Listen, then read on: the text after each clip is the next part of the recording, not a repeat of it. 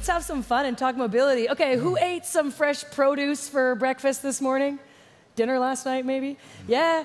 Who used a ride-sharing app or some kind of shared service to get here today? Yeah, a good amount of you. These guys had something to do with that. And they care about sustainability. They care about mobility and future of smart cities. And we're really lucky to have them here with us today. So I'm going to let you kind of have a chance to introduce yourselves a little bit further, but by asking you a question. So we'll kind of go down the line. So Juan, with you, obviously at Cabify, you helped pioneer this space here in Madrid, in Europe, right? So very exciting. You were caring about sustainability in mobility. There's a lot of ility. But before it was cool even, right? You were doing this. So tell us a little bit more about your approach with Cabify to sustainability, smart cities. Give us the scope. Sure. We all live in cities. We've seen how cities are changing. Maybe 30 years ago, you would go through M30 and it's a very different story to where we are now. No? So we are seeing how mobility affects the urban development and the shaping of the cities. That example, Madrid-Rio M30, I think is very illustrative. So Cabify is part of that transformation. We understand that in order to have better places to live, better cities to live, we need mobility to be more sustainable. And just the fact of sharing a vehicle, it's an enormous step, because vehicles, private vehicles, most of the time are parked on the street. So 95% of the time are parked on the street, and they are only efficiently used 5% of the time. So just by sharing vehicles and increasing that utilization rate, you are changing the way cities behave, because suddenly you don't need as much space to park your vehicle. And of course, if you invest in those shared vehicles, if you electrify them, if you ensure they are more sustainable, then the effect that you are having in the city is multiplied, right? So we think of sustainability along those lines, how cities can be transformed in the long term, how impact can generate transformation, and that's why we're here. And we're excited that you are here, and you're the first unicorn in this space in Madrid? That was a while ago. I don't even... It was a while ago, but it's exciting nevertheless. You will be again, eh? You will be again, no worries. We're proud to be here and continue. This is a long-term play, no? It's a long-term vision, yeah. Sustainability is long-term, and we're here for the long term. Perfect. Well, and that brings me nicely to you. So, Vitor, with Mutua, it's of course known for insurance at a broad scale, not necessarily like tech startups and sustainable investments and things like that, right? But you're doing it, and you're doing actually a lot of it, and we might just not kind of all know about it. So tell us a little bit, innovation in mobility specifically, why was that something that you decided to tackle? What's that look like for you at Mutua? Well, we do a lot of things with startups, techs, to be fair, but anyway, fair question. You only have to see my dress code and the dress code of my colleagues, and you can make the question why this traditional guy and this traditional company is jumping into the new mobility arena. But it's quite logical at the end of the day if you understand what's our business, what's our positioning. If we simplify quite a lot, what we distribute is traditional motor insurance, direct to customer and standalone. Standalone means not connected to the asset. So this requires a man or a woman has already a car, they have already purchased a car, and they call you and ask for an insurance.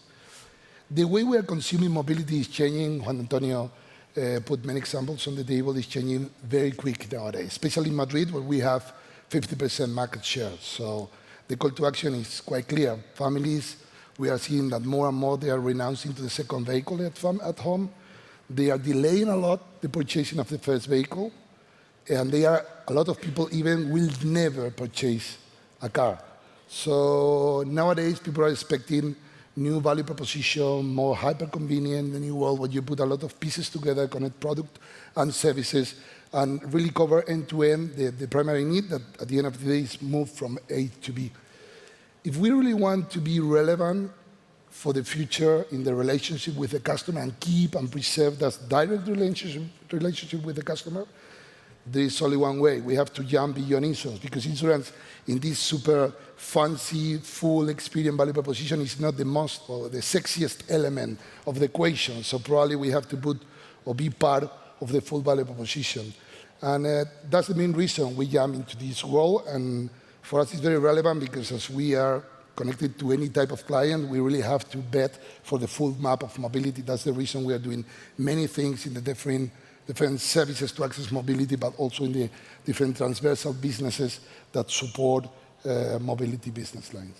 And of course, you're supporting what Cabify is doing too, and we'll come back around to that once we get to know our final friend over here. So, Vincent, from your side with Consensio, a little more about like the tech side of agriculture, food supply, right? And so you're digitizing it, you're helping with those systems. How does that tie into the conversation we're having about sustainable living? Well, I think that most people today live in cities, and the more and more people are actually going to live in cities. And obviously, yes, you need to find ways to move yourself within the city, which is a form of connection between people, being in the same place, doing things together. My point of view is like, and because climate is really an agenda, it's kind of, something that will kind of come over the equation really soon. I mean, it's already there. So production on what is produced, which is agriculture production, will not be able to supply at the same pace from the same predictable way. Things will change over time, and you got from supply a lot of changes happening, and you got a lot of things on the consumer side as well. You like to have pineapples almost any time along the year. We like to see who have any kind of tomatoes, nice juicy, more sugar. Basically, the demand side will actually fluctuate as well. If it's really cold outside, we have more bananas. If it's warmer, we will have watermelon. So it basically that change, the mood changes over time, and so there's an equation between offer and supply to really meet that equations on real time. Because this is going to be real time. We need people cannot be without having food on a regular basis. So this is what a challenge where the data and the power connection is actually really needed for the survival, I would say, of cities in the future. So this is why we take that challenge to really tackle the problems and find a way to bring value there. So it's really connected, by the way. It is connecting, yeah, and all of this that we're talking about is really connecting people to what they need in different ways and doing it in ways that our cities can grow and be sustainable at the same time. Victor, back to you. When you think of a sustainable and connected city, what does that actually mean to you? Well, sustainable mobility, connected for me is an enabler like data and so on. Sustainable mobility, if we simplify again, you can do two main things to make it sustainable. We can optimize the use of assets, what we use to move, optimize the use of them, instead of having thousands and thousands of vehicles to reduce, because use in a better way. And this is mobility as a service. This means to try to develop new ways of provide mobility as a service and not necessarily to acquire an asset to do it. The second lever that you can action is to, of course, reduce the emission of the asset that you use to move. You can move to bicycle, scoot, and of course, electric vehicles, and anything that can be an alternative to combustion in cars. To make it more specific, in our case, in Mutua, what we do in both areas to contribute to a more sustainable mobility or cities. Yeah. Well, we work in the both sides. In terms of mobility as a service, we are trying to develop our own assets, industrial assets. We have our own short-term car rental company. We have the agreement with Cabify, and they are doing quite a lot of things. I'm not going to talk about that, Juan Antonio can do, but they are focusing a lot on how to make it more sustainable. But also we have the biggest car-sharing fleet, full electric in Madrid, in Spain, with 1,000 vehicles. We have our own digital platform, Taxi, with 92% of electric and hybrid cars. So the idea is to contribute to move more people to the mobility as a service, that in the end is shared mobility, as we said, connected mobility, because data, as I said, connected vehicles, data is the enabler for all of that. But also we are trying to work on how to be part of the new assets, more sustainable for the future, and we were pioneers on the electric vehicle insurance, motor insurance, and today we have like 35% market share in Spain, 70% in Madrid region on electric vehicles. But also internally, we are connected with people like them, startups. For example, we have investment on Recomotor to work on the recycling of spare parts. It's absurd that you use a new spare part for a 15-year-old car. We are also working with infrastructure charging disruptors like V2Charge. So the idea is to really work on these two levers. And as I always say, when the world is changing, you can just be defensive or be part of the change. So we are trying to navigate, adapting our model, but also trying to develop new business, new services, the new type of partnership to really foster in the right direction. That is a more sustainable way of doing mobility and using, of course, technology, data, and connected vehicles for that. Yeah, it's amazing the breadth of things that you're doing, and we certainly see that importance of collaboration and partnership and funding into some of these businesses to help us move forward. Cabify recently, not too long ago, got some major EU funding to expand your electric vehicle fleet, yes? So how's that been for you managing kind of the public funding innovation side of things with private goals and needs? Well, I think the key message there is that a single organization cannot move the needle. This is a complex ecosystem, and we need the involvement of many agents. I think the example of collaboration between Mutua Madrileña and Cabify speaks to that, as well as what you just mentioned, the European Investment Bank facilitating the deployment of electric vehicles. Another example is that in Spain, Cabify last year was the biggest beneficiary of the MOVES program because we deployed a huge number of electric vehicles in Spain. Again, none of this could happen with a single agent. No? So maybe I could take a moment also to explain how we approach sustainability, because there is a component of electrification. Of course, it's important that you have electric vehicles, but there is a step before that, which is data. You need to analyze and understand what's happening, the movements, how people behave, and based on that, you make decisions. No? So that first step is very relevant because it can facilitate cooperation between public and private authorities.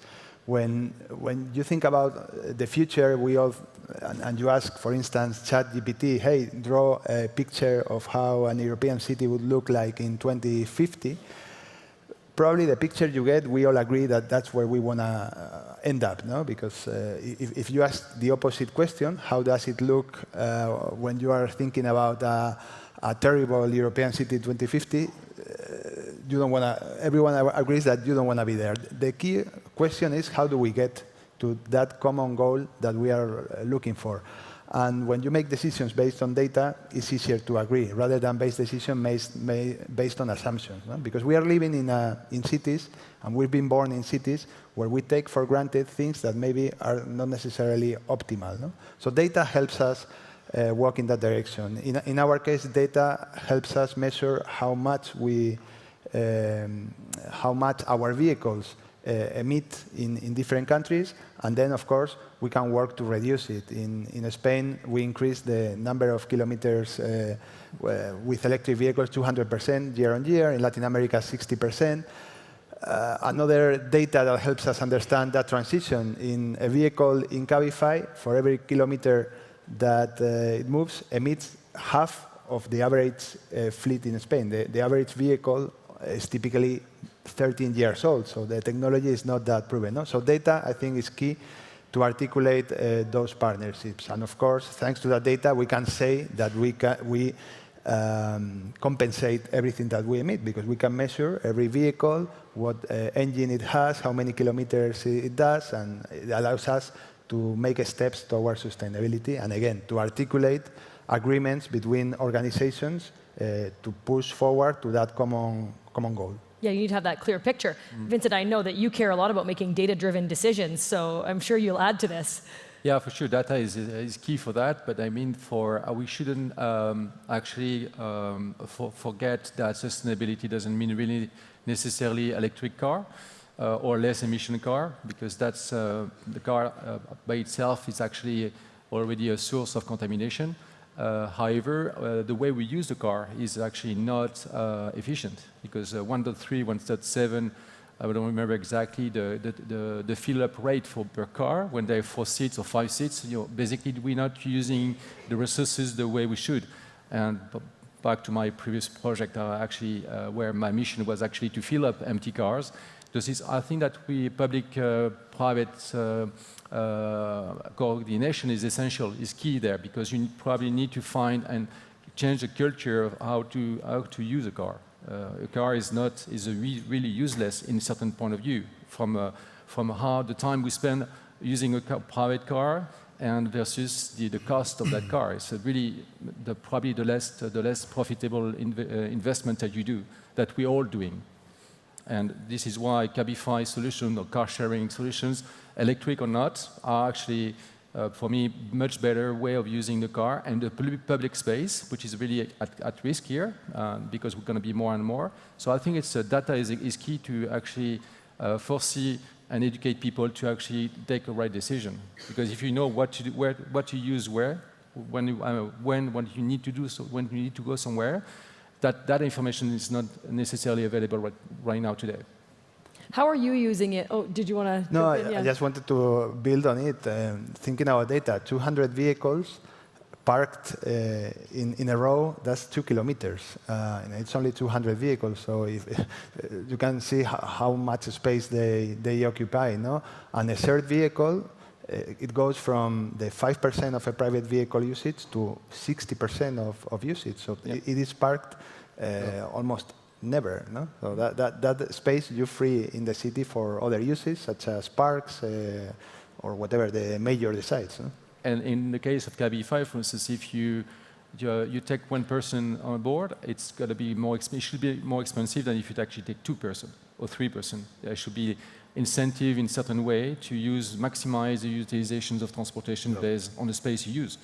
And that should be also where the public side should be incentivize your company to do that.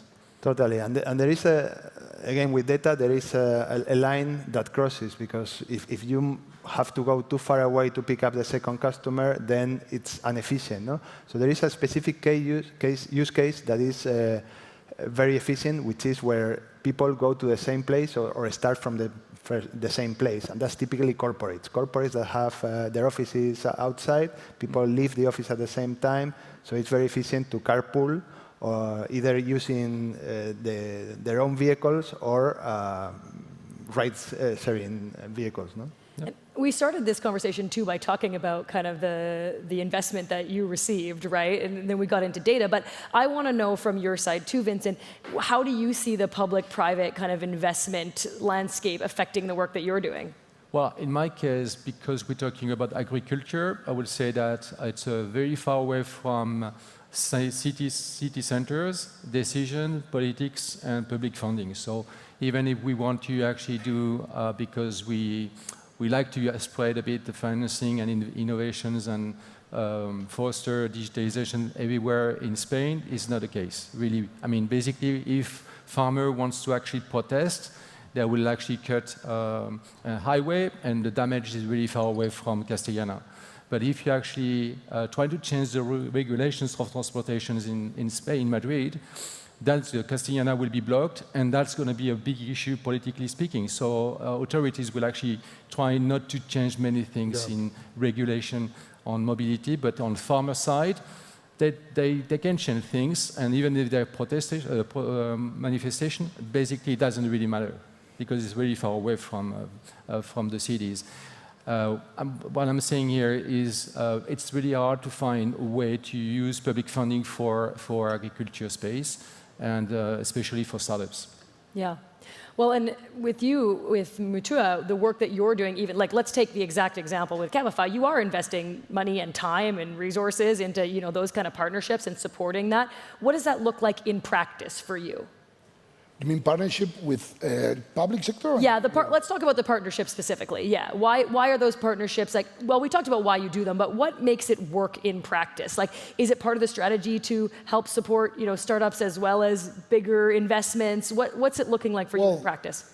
There's several reasons and several areas where we are looking for partners. The first reason to do it is, as Juan said, one company can move the needle in the new world, and you have to be I think, ambitious enough to navigate the chain, but also humble enough to understand that you need people to support you and partners to support each other to do it. So I think there are two key things to make them work out, and also it's important to understand when do you need them. In our case, it's simple.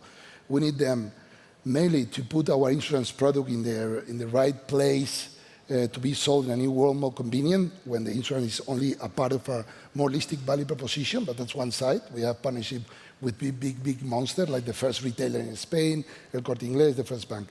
The other side is how to build our own value proposition beyond insurance, and it's where we work more with the startups or with new ventures. For me, it's important, the first thing is to understand that in the new world, the line between competitor and partner is thinner than ever, and we need maturity, senior management team mature enough to understand that this is the way of doing things, for example, with Cabify. And when you understand this, just, I think, trust and empathy to make it happen. What you have to do is to be very clear on what you can do, what you cannot do, and what you can do, understand the benefit of your partner, your benefit, and really go to build something together. If you do that, you can build nice things in this new world when you need to connect a lot of different industrial assets, service, products, connect data, and so on. If you want to do by yourself, well, maybe Google can do, I don't know, Amazon can do, but probably not the three of us. We need to look for people to make it happen. I'm laughing when I hear Victor because something very important that is happening at the corporates when they cooperate with the startups is that they start to behave more like startups and they are more agile. And the startups sometimes we start to behave more as You're corporates. adopting their practices, we discuss something sometimes at night, and so it's funny because I am asking my people to be like you people, and I am asking my people to be like your people. Yeah, well, that's good. That's good. Everyone rubs off on each other. More discipline, more. It's a nice relationship. And more strict teams, and I ask them to be more agile, more flexible. So that's funny. So what would you tell a traditional industry leader who still kind of doesn't really want to invest in sustainability? They don't really see it yet as being where they need to be playing. Is this something that you face? What would you say to them? Well, yeah, I think at the end of the day, data is really what matters, and in certain extent, we've been getting into a situation where internet is actually connect us in some way. We're not really familiar and we don't still know exactly what to do with it. So it's going to be a kind of situation that is a bit stressful, by the way. I think so. From a perspective, but the data will come, and rational data will come, and we'll be able to create more value in the future. So I think that, to a certain extent, that actually going to ease a bit more that situation.